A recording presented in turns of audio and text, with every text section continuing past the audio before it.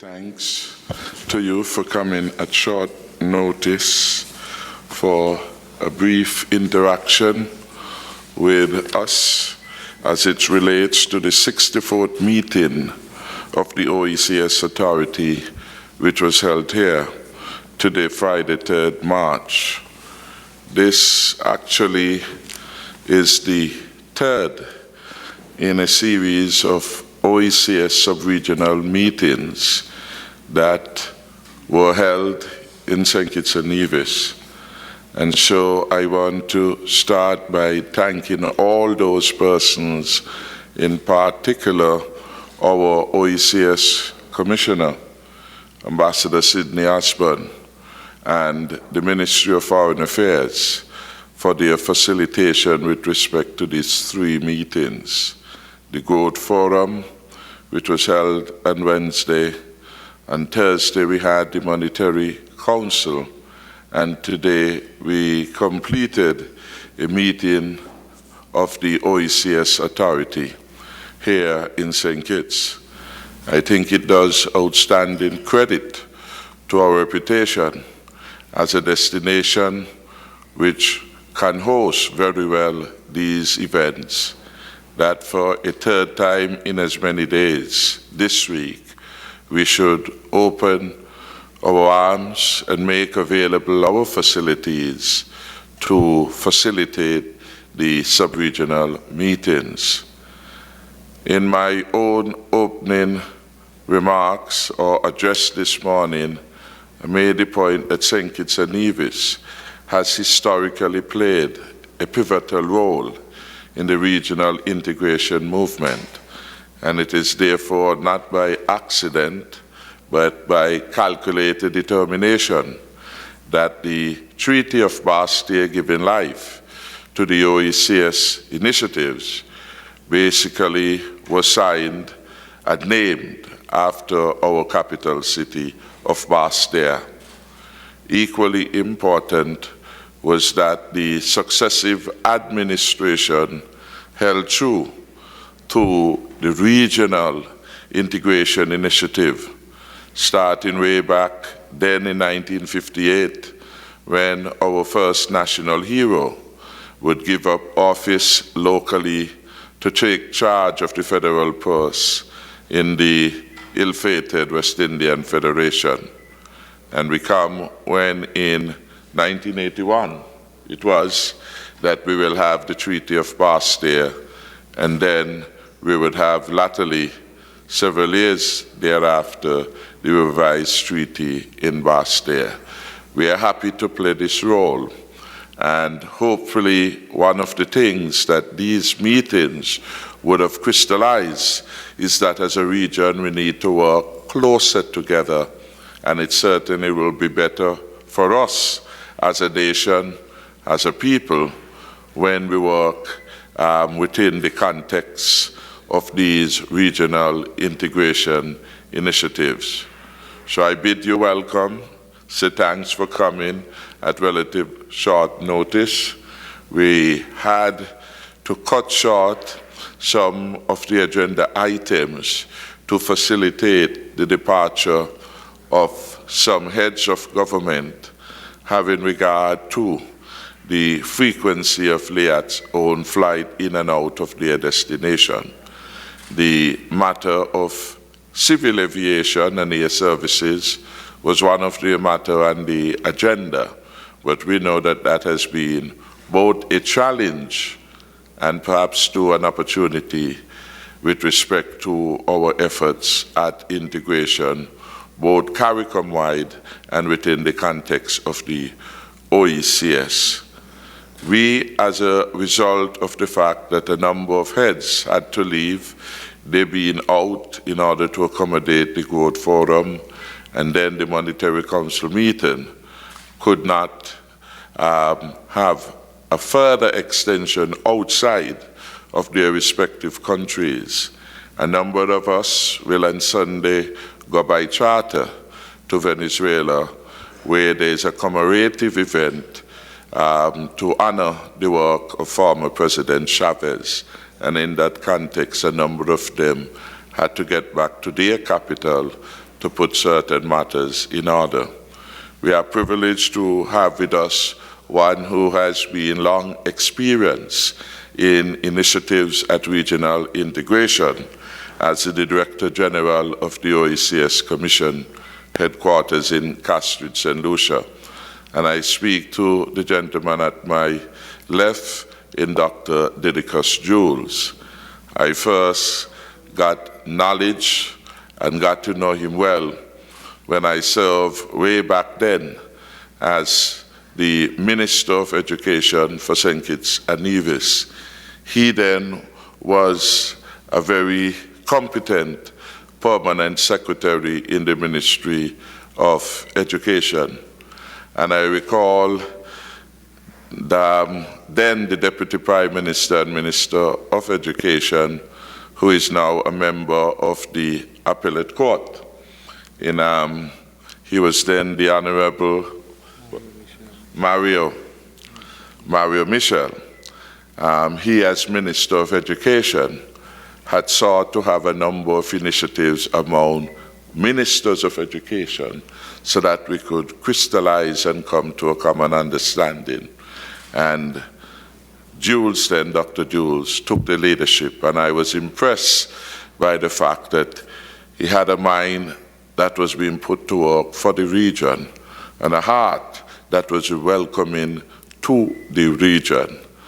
And latterly I then learned that he had a good period of tutelage in Grenada, and that may have helped to hone his deep regional cravings and his desire to give service. So I am very delighted to have him at the core of the administrative arm of our integration efforts within the sub-region, and I would now invite him to give remarks and perhaps to provide an overview of the deliberations which we have had here at the Marriott and latterly over lunch at the Carambola restaurant in the peninsula. So, Dr. Jules. Thank you very much, Mr. Chairman, Senior Minister, members of the press, colleagues from the OECS. Let me first of all express the deepest appreciation of the OECS Commission to the government and people of the Federation of St. Kitts and Nevis, and in particular to our chairman, the Honorable Dr. Harris, for the hospitality and the excellent quality of the logistics surrounding these and the other meetings that we had this week. It has been a very, although just 3 days of meetings, but very intense and demanding on the heads, as he indicated. We were fortunate in that all of the heads of government of the OECS were present at this 64th meeting of the authority, and there was quite a weighty agenda to be considered. There was not the expectation that all of the agenda items would be concluded in that meeting, because it really represented an opportunity for the initiation of deep discussion by and with heads in relation to the matters of concern for the OECS. I just want to welcome the presence of the President of Martinique, the Honorable Marie-Jeanne, who's come to join us. It was, as I indicated, all the heads were present, and Honorable Marie-Jeanne, for the first time, attended a face-to-face meeting of the authority. You would have heard him in his remarks at the opening ceremony today. In terms of the matters for discussion, a lot of the agenda focused on the current situation in which we find ourselves today. I think it's no secret that the world, as I said in my opening remarks, is facing great transitions. There are great moments of great transition. We have the Brexit looming ahead of us. We have a new and very different administration in place in the United States. And a lot has to be carefully examined. We now need to think more strategically. The current situation requires that the OECS accelerate the pace of integration so that we can converge efforts with a stronger bond of unity and a sense of solidarity and purpose, fixed purpose.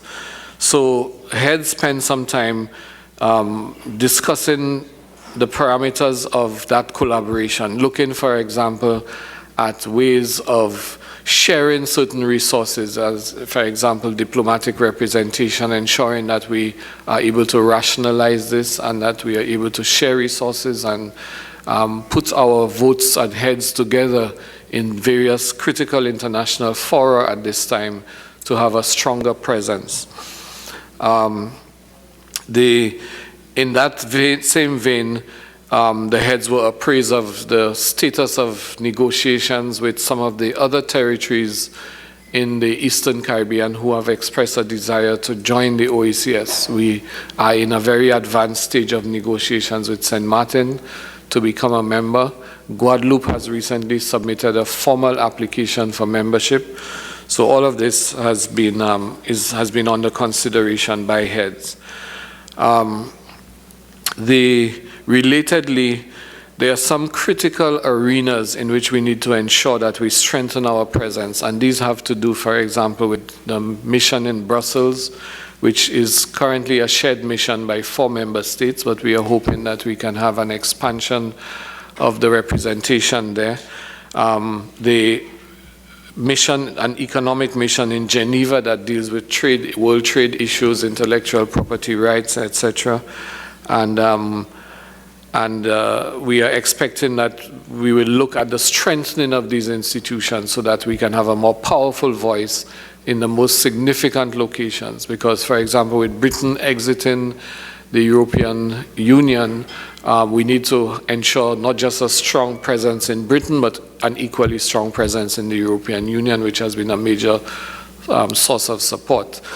One of the issues that has been put on the table for further discussion with heads is the role and place of the non-independent member states in the OECS, because with Martinique joining and the potential of St. Martin and Guadeloupe coming on board, it means we now have a significant number of members who are non-independent states.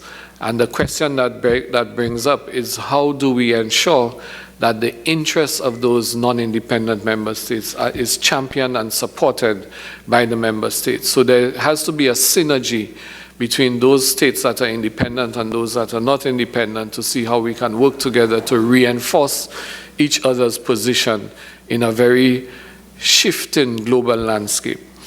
And finally, the heads in Deep Caucus spent some time really taking a serious, hard, critical look at the capacity of the Commission itself and its ways of working, expressed their concerns about certain modalities of work and provided very distinct guidance to us with respect to their expectations and how we can ensure that in the current international environment that the Commission is able to be fit for purpose, it strengthens its way of working, is more responsive and speedy and flexible in its response to things, so that we can face the wider world. I think it was Gandhi who said that you have to be the change that you want to see. And unless we ensure that we have that capability, that institutional nimbleness and capability, we are not likely to meet the challenge of the times.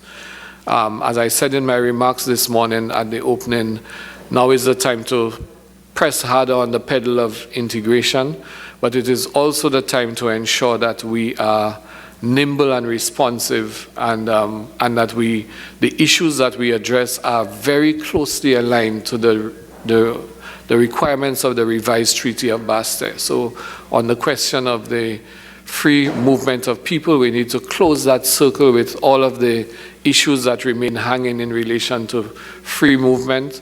We need to also pay attention to the free circulation of goods, services, capital. And to achieve that, it means that not only does the OECS Commission need to be in a nimble shape, but the other organs of OECS integration, such as the central bank, are able to play their role and for us to work hand in glove and seamlessly to realize these objectives. So that, Chairman, is a summary of the deliberations coming out of today's meetings. Thank you very much. We will now open to members of the media to pose any questions. Hi, panel. Ken Richards, WinFM. Prime Minister Harris, as the outgoing chairman of the authority, what would you say was achieved under your watch? Also, Dr. Jules, you're talking about accelerating the pace of integration. How do you do that? What is the current state of the economic union, and how quickly can it move forward? A lot of people are not sure what the status of the union is at the moment. I would say that we continue our efforts, and this is, of course, a work in progress matter. And the Commission continued its work on a number of matters, including issues to do with the further deepening of the integration process, matters to do with the free circulation of goods, etc., among the union, issues to do with transport. And while some of them have not been brought to definitive conclusion, there are matters over which we have to continue to labor to get them there. Some of them are very involved and very complex. Dr. Jules will speak more in terms of the work program that has been, as it were, devised. We have added new issues, I would say, to the plate of the Commission, in that the Commission has become a bit more frontally involved in issues to do with the CBI program, because they are critical to the economic framework which we have set ourselves. So that even this morning, the member states of the OECS who have an interest in the CBI met in caucus along with the Director General, and we have set up a modality, a mechanism, which will have greater participation and involvement of the OECS Secretariat in relation to that matter. That is a matter that will be with us for some time in the future.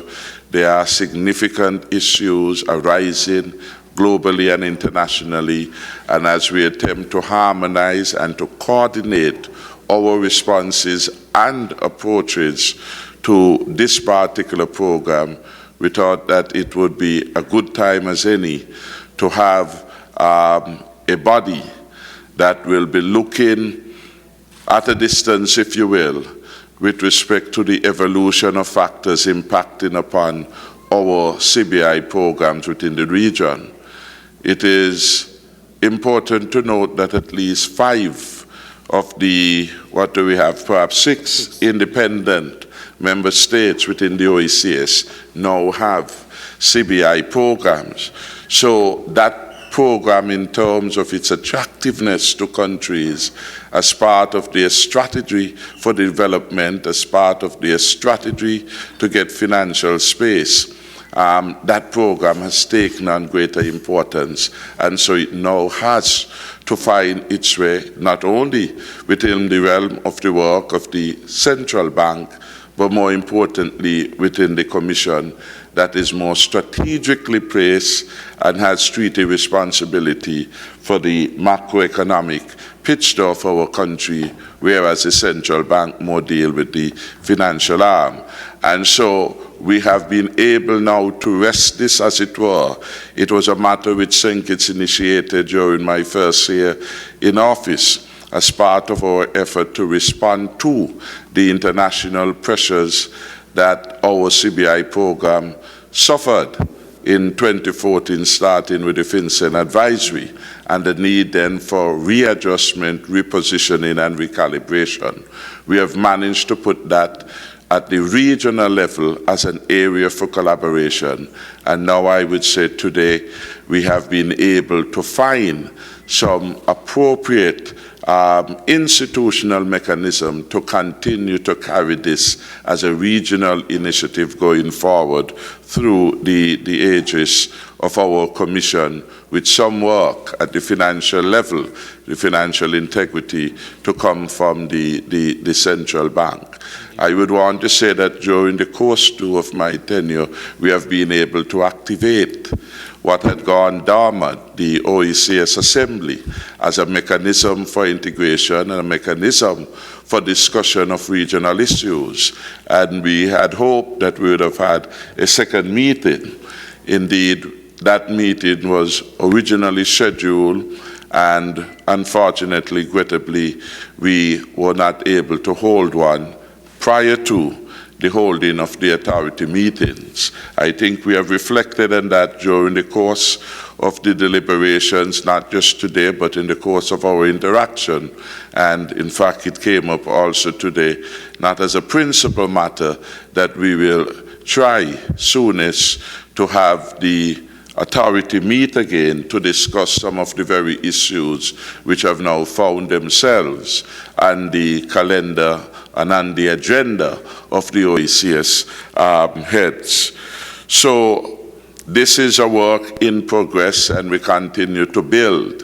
What we need is to expedite some of the work, and that is why the Director General said in his opening remarks that a lot of attention was paid, and how do we re-strengthen, restructure, reposition, if you will, the OECS Commission and the committee of, what are they called, commissioners, to ensure that more can be delivered in time, that the Commission is more nimble in response to the imperatives of the regional integration effort.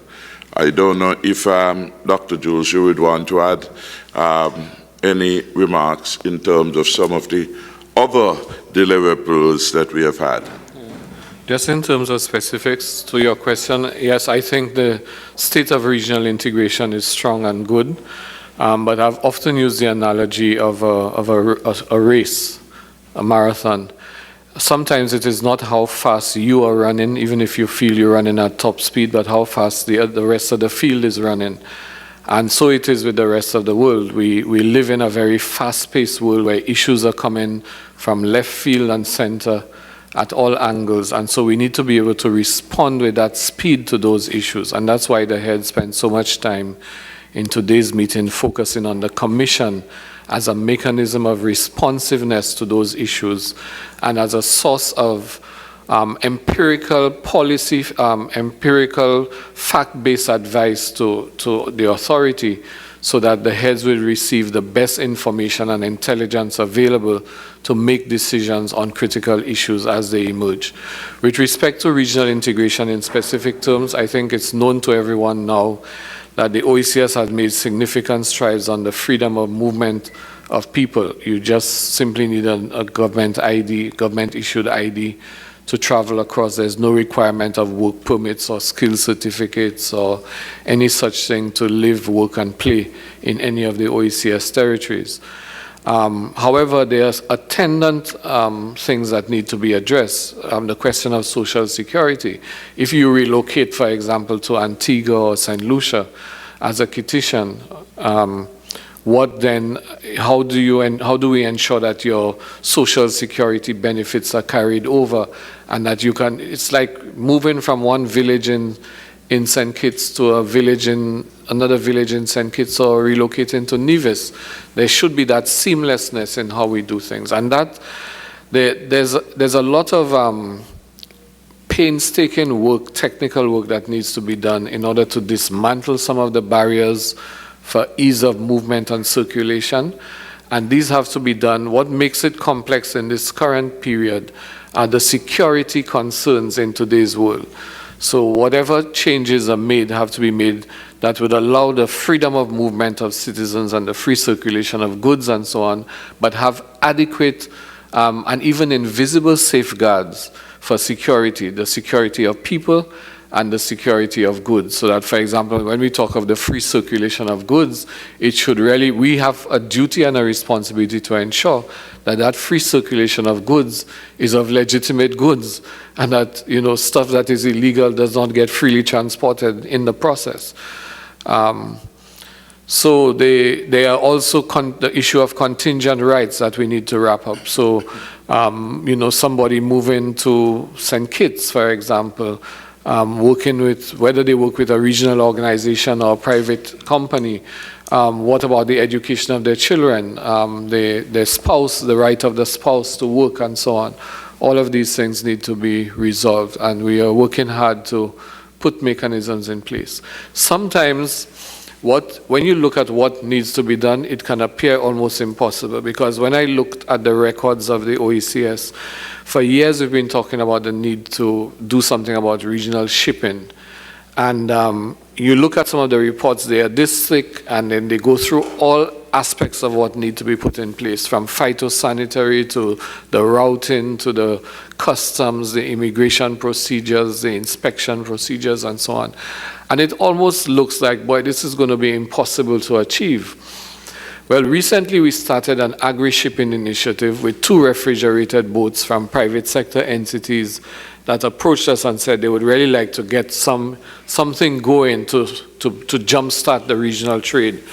And in fact, we took a very simple approach to doing this. We were very transparent. We first set up a WhatsApp group with all of the ministers of agriculture, directors of agriculture, focal points for the initiative identified by them, the captains of the boats, and some of the key buyers and shippers who would be involved in this initiative.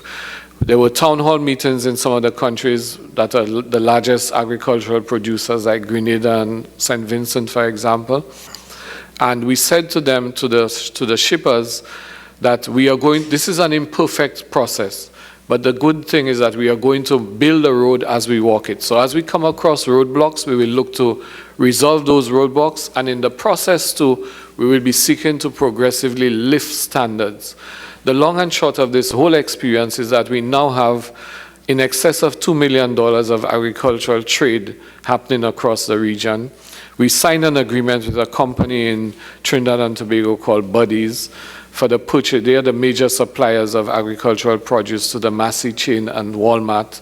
And they are now saying to us that have given us a list of products that they were interested in buying, and as much as we can produce, they can ship. We've moved from a situation where the initial shipments were done in crocus bags to now being properly boxed, like the Windward Islands banana boxes. The next stage to that is to label those boxes properly as OECS produce. We've started all the new phytosanitary procedures for the proper cleaning and treatment of the food coming across.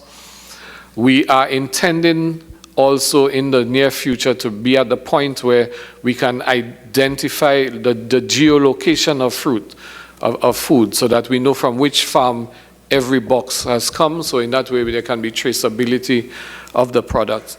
And most importantly, we are in the process of designing a mobile app that would, on a smartphone, give you information on the shipping routes, the times, the schedules, and in real time tell you what space is available on the boat. That's for persons wanting to ship. Then suppliers can indicate what products they have for sale, the anticipated prices, the volumes that they'll have available by when. Buyers likewise can post what they need to purchase, the prices they are offering, and so on. So a farmer, a shipper, a buyer can use this app to immediately transact business and get the arrangements. And with e-commerce potential down the road, it means that essentially you have a handheld, through your handheld device, you can begin to really conduct agribusiness across the OECS.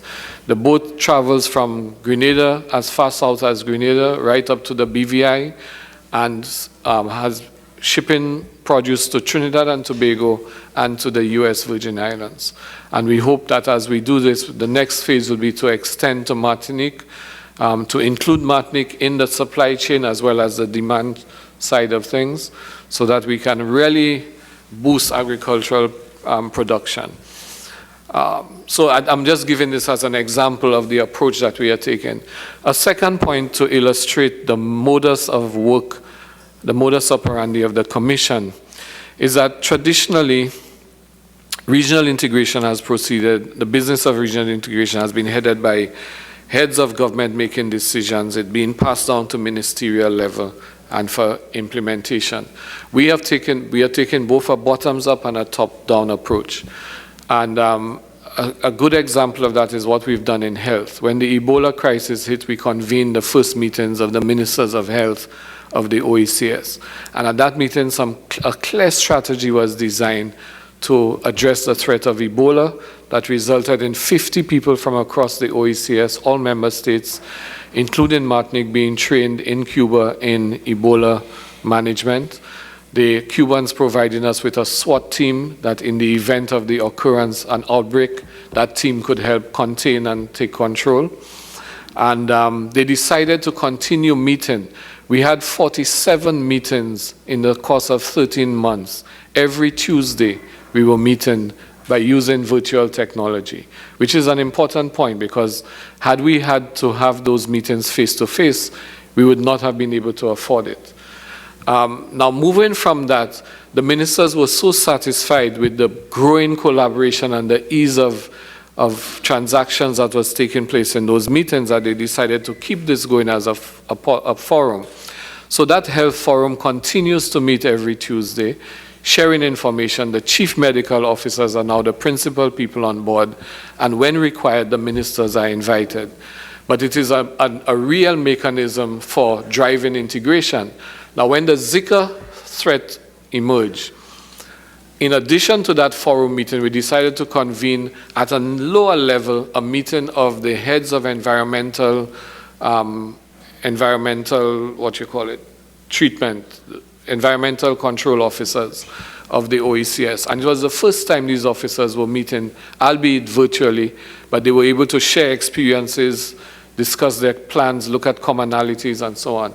So the idea is for us to move down the chain of the public service, have working groups comprising expertise from all the member states, working on issues using virtual technology, so that we can be forging those links. And we've seen cases where countries have begun exchanging expertise. One person may have expertise in one area that another requires, and they send that person across for 2 weeks, a month. That is the kind of direction we want to go in, to deepen and make real that integration. So it's not just ministers and prime ministers meeting and collaborating, but technicians and experts at every level in the OECS, including also in the private sector, because we have an OECS Business Council, and we are also beginning to encourage civic organizations to begin to get active in that space as well. For example, consumer rights advocates. We have also been able to advance the broadening of our international relationships and found more strategic alliances to move forward.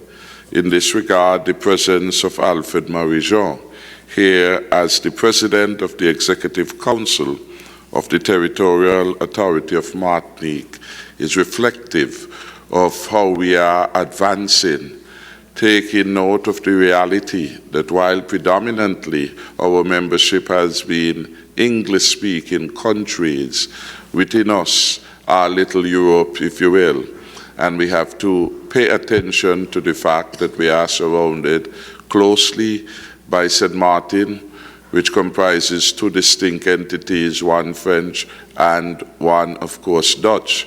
And we are advancing the work to get the French St. Martin in.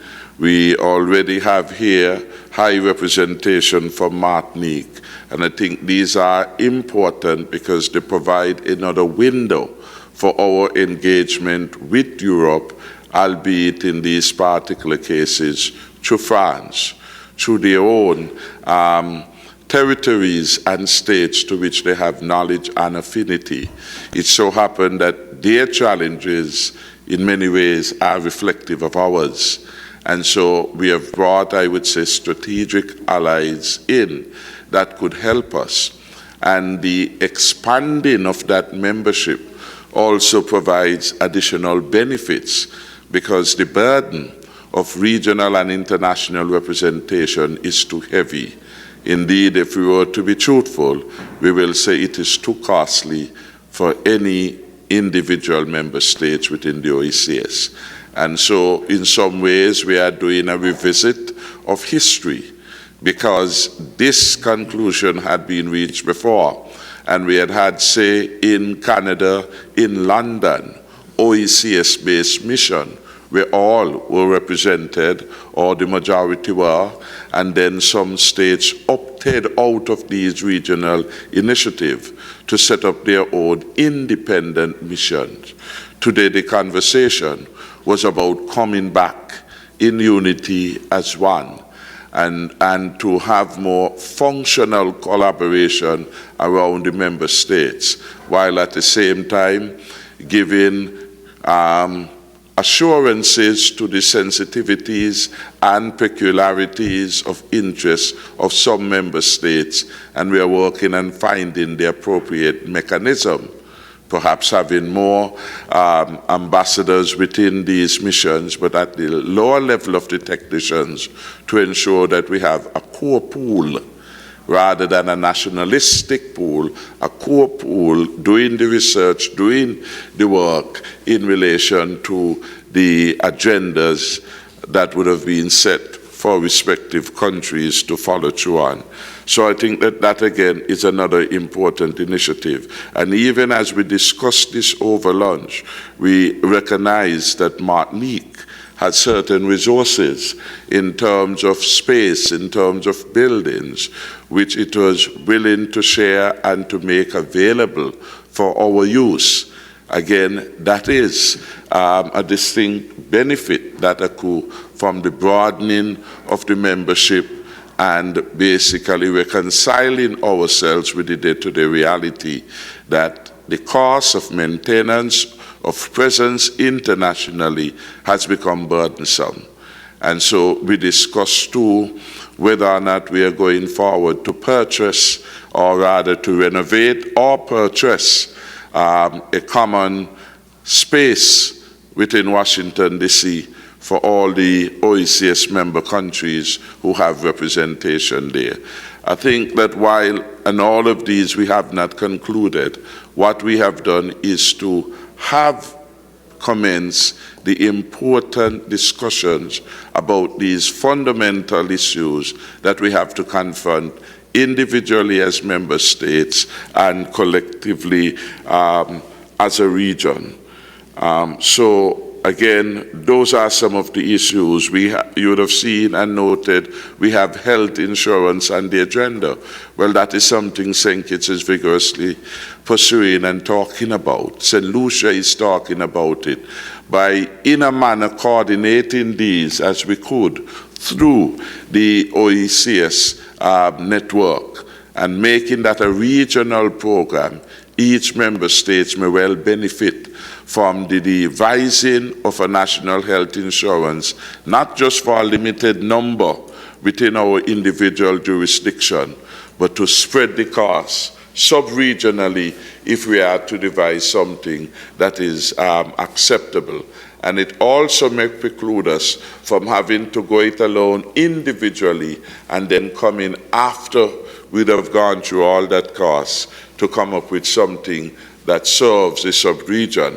The law of insurance speaks to the law of large numbers, and insurance makes sense when in fact you have a large number of participants, because the cost of coverage, etc., becomes much more reasonable. So those are just some of the things that I think that we have been able to do. We have started, we have put on the right track, and which would have advanced the work for those who will come after us to report on at the 65th meeting of the authority. Jason Davis, ZIZ Broadcasting Corporation. At this morning's opening ceremony, there was the mention of the topic of aviation. Now, I don't know how much discussion was actually done in the meetings, but can someone give a comment as to what may be the response to LIAT's plan of cutting back on its routes through the region? Well, there was no specific discussion on LIAT per se. The recognition of the meeting was that the issue of aviation it requires a wide-ranging response. So it's not just LIAT, there are a number of arrangements surrounding aviation across the region.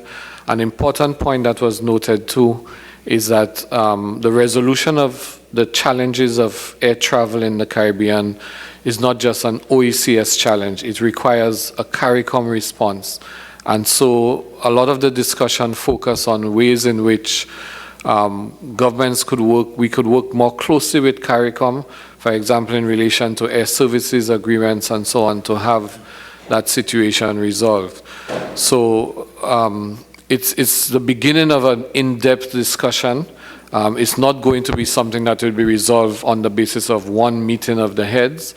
There's a lot of technical work that has started and is being provided to heads as the work proceeds so that they can react, provide further guidance, and move us progressively in a direction of resolution of these challenges.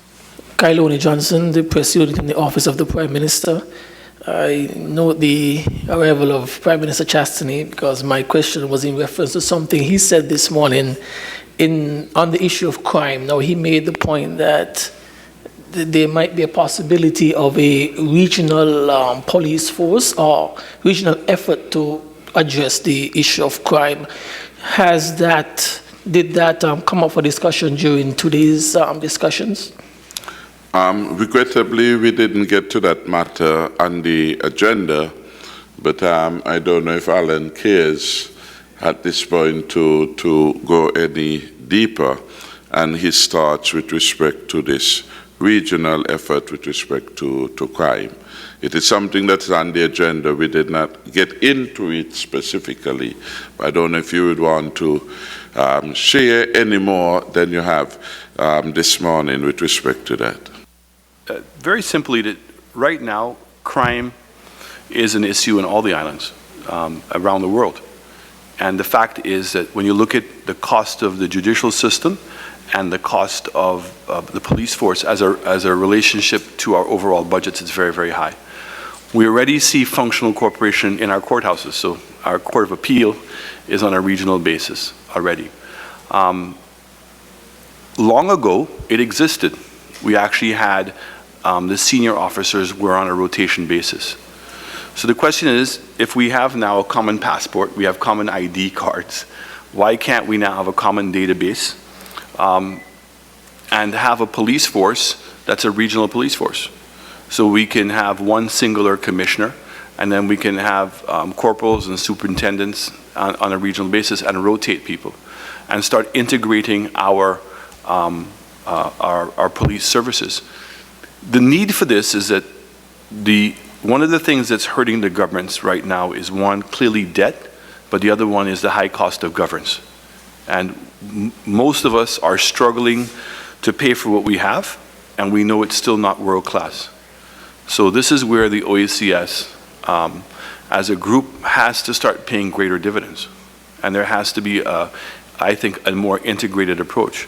One of the issues with police forces continues to be the concern about corruption. And we've all known, and it's been suggested for a long time, by putting people on rotation, it helps eliminate that familiarity. So this is something that has been done before. I was encouraged by the response by the heads, and while we may not have discussed it in detail, there is a follow-up meeting. I don't know if you talked about that, Chairman. Yeah, I did say that we are going to continue this. I think we have set April 11th.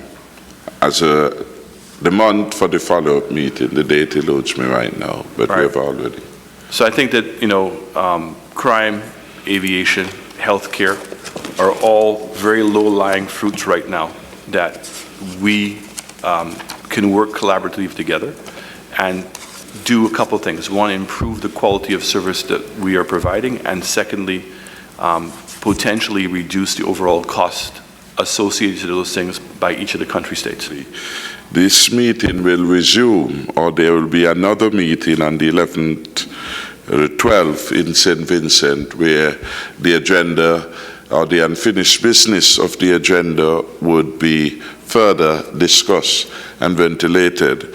I would just want to ask the Senior Minister for his views in relation to the proposal that we have discussed more in passing, but in any event was echoed to the presentation by Prime Minister Alan Chastney regarding the need for a regional, or should we say a sub-regional response to, I prefer the terminology of public safety and security within our member states. I think we recognize the seriousness of the need for greater security within our individual states and within the region as a whole. And I believe that all of us recognize that the criminal element or the threat to security does not reside or does not exist in a vacuum in any single nation. And we are of the view that there is interrelationship between that threat. And I think with the existence and the proliferation of the technology and the communication equipment, use of cell phones and other things like that, which has in fact enabled the communication among people intent on destroying or weakening the security of our region, that this is something which has to be tackled through the cooperation and collaboration among the different states within the OECS. And not so long ago we had an incident here in which we had movement of illegal drugs coming from another country outside of St. Kitts and Nevis, which led, unfortunately, to the police intercepting the movers of the drugs. One of the persons involved in the movement was mortally wounded, and I think it could have been but for the interaction or the inter-collaboration of the police forces, the security forces, we could very well have had that consignment of illegal drugs filtering through. We are not happy when we have any kind of serious outcomes to police intervention, but it is clear that we are faced with very serious regional threats to our security, and it means that we have to have a regional response. And what Prime Minister Chastney has indicated is something which no doubt would be discussed in greater detail. But barring that, even if there is not the single OECS police force, there has to be and there continues to be the cooperation and collaboration between the security forces to give that protection, regional protection, against the criminal element which is a threat to our security. And I think it is something which we know the threat to security or the weakening of our security and safety is a threat to our economic development. And that clearly is a very big issue. When we had the Growth Forum, the issue of expanding the economy, expanding investment to create jobs, well, these were issues which were raised. But we are getting the response from the investors that they are reluctant in some cases to expand investment to create the jobs which we need because of their concern about security. So this matter of regional concerns about security and safety is one which is real and one which has to be tackled with the regional cooperation until we get to the next stage of forging a single unit, whether it's police force, single army. But we also look at the cooperation among the CARICOM, because we had the RSS which was invited into our country to assist with the heightened security among the people here of St. Kitts in the September of last year. So we are mindful of that need, and certainly I'm sure Prime Minister, as the Minister of National Security, is very supportive of any effort through cooperation, through collaboration for the preservation of security among our region. Thank you. Just to say, St. Kitts was one of those countries that requested that security be put on the agenda.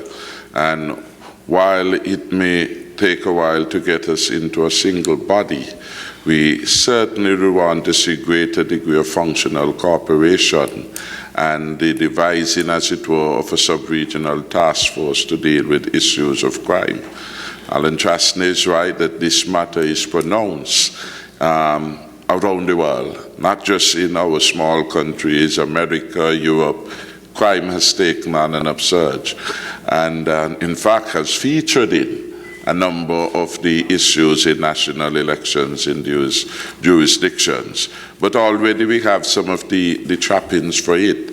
We recruit a large number of non-nationals, if you will, into our police force each year because we have not been able to get some of our own people to respond. And this may be healthy from the perspective of the lack of the familiarity which sometimes inhibits good policing unless one minds and one attitudes are well honed and chaperoned into think strategically. As a COP, we believe that there's room for collaboration and cooperation in forensics. Forensics are critical now in the investigatory work of policing, but then they are very expensive. And rather than have, as it were, individual police forces with suboptimal forensic department, investigative department, if we could get, as it were, excellence in one area and establish it as a regional, sub-regional resource, I think greater dividends will be had. We send abroad a number of things, ballistics, for ballistic tests, etc., overseas. And if we could harness that, then we have more timely responses in relation to the challenge of law and order. Prime Minister Harris, you mentioned earlier that the CBI states met in caucus. To what extent were decisions taken there on security concerns as this pertains to de-risking, money laundering, terrorism financing, concerns held by the U.S. and others? And I'm asking that in the context of what appears to be happening in Dominica in terms of the CBI. We're being told that some international banks don't want to handle CBI monies because they fear it may be tainted.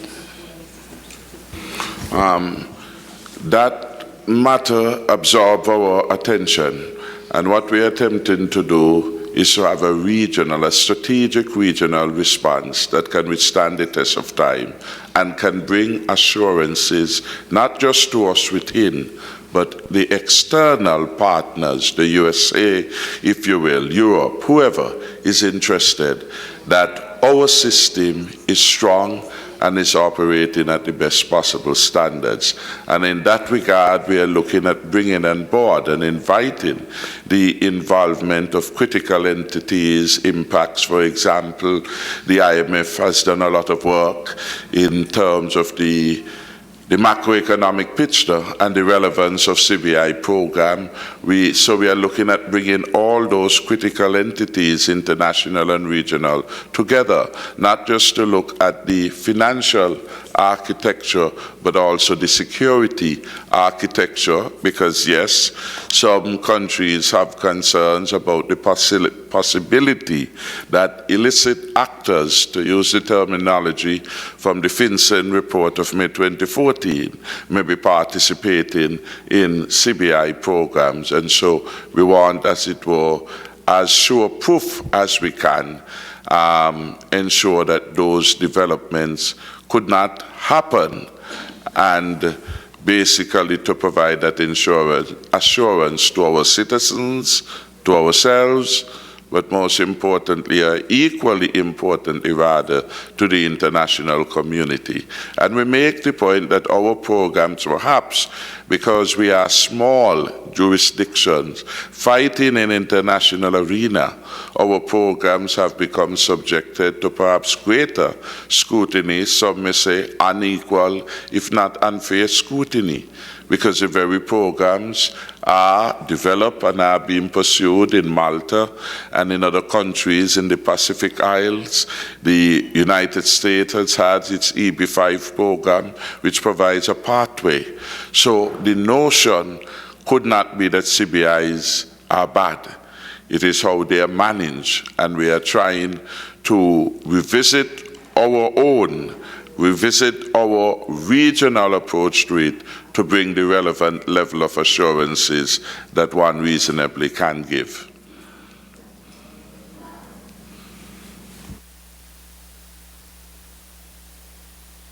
Finally, before we wrap up, to allow our friend from Martinique, Alfred Marie Jean, hope I have the surname right, the President of the Executive Council of the Territorial Authority of Martinique, to just bring a few remarks indicating what his experience has been at this his first meeting of the authority, and his interest in coming more involved with the OECS authority.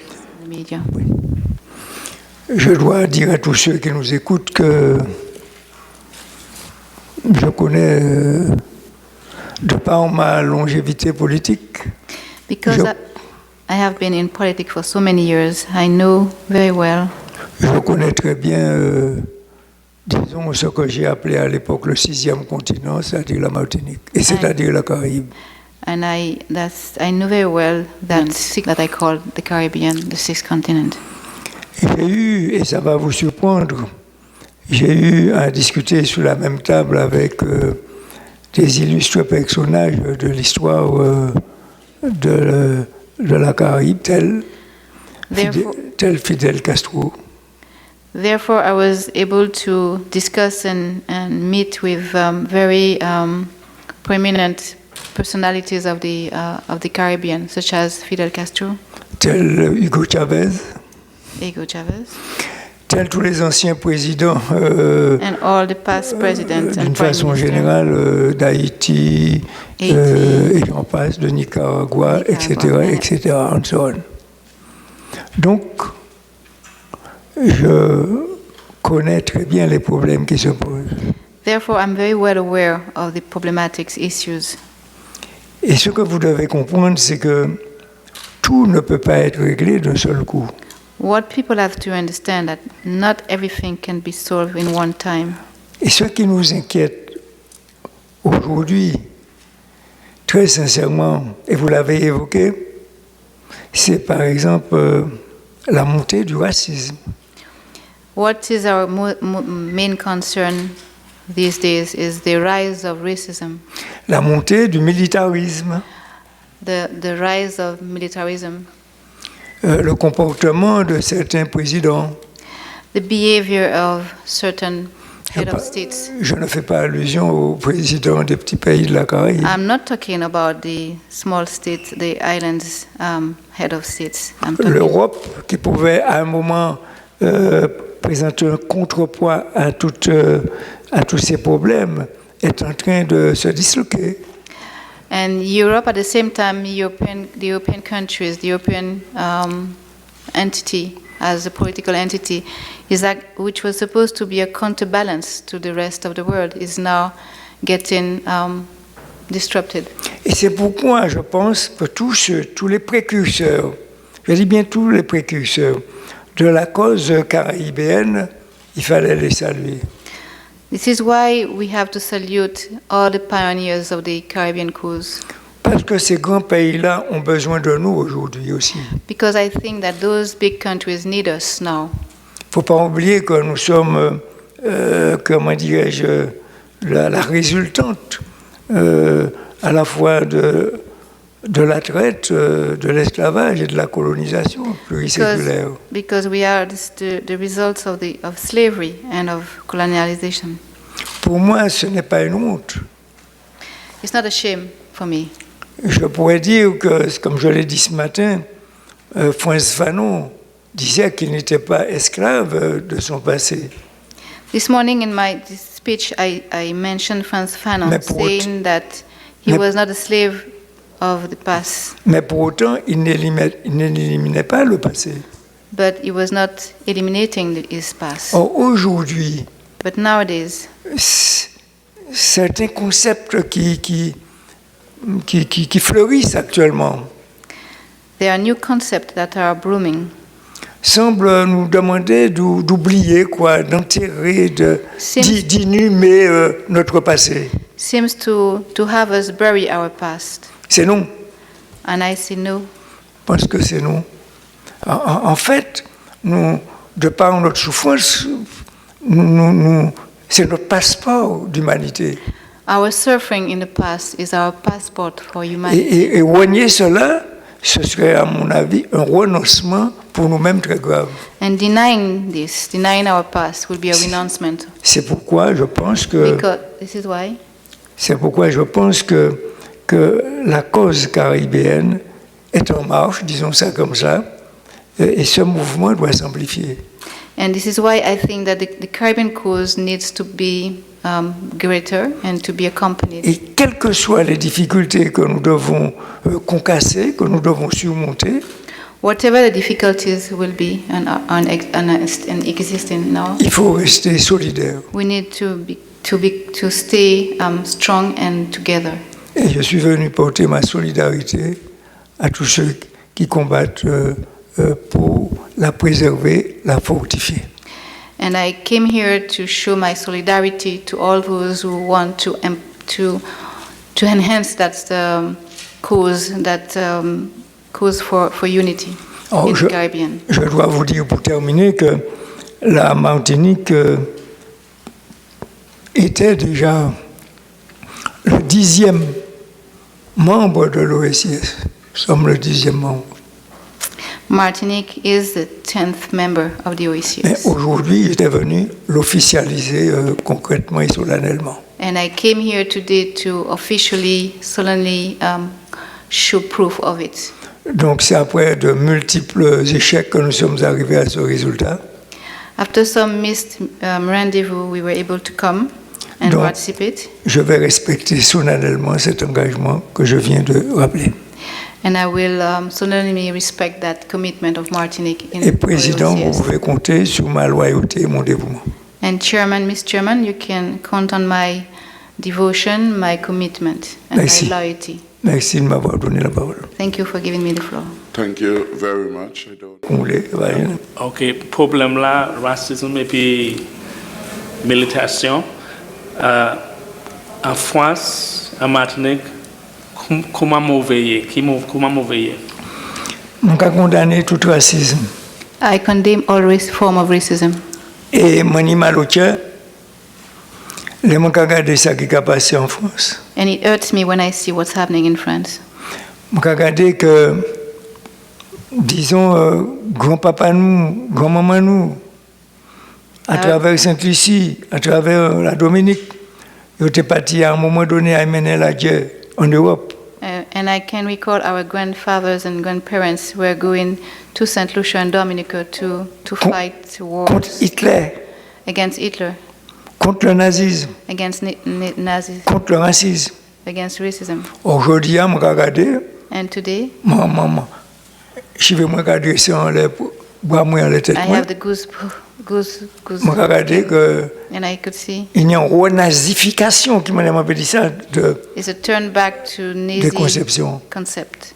Ça veut dire In que Europe. on a dit que Marine Le Pen a risqué d'y être président de la République française.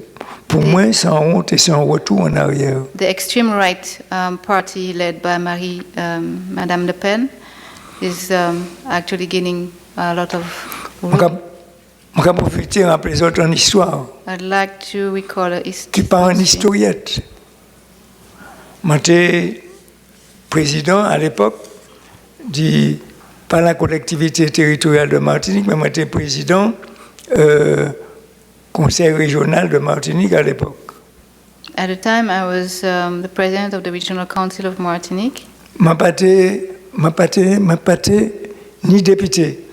I was not a French Ma member paté- of the parliament. Je n'étais presque en Selbaï, j'étais en élu, j'étais en maire, le maire de la ville de Rivière-Pilote.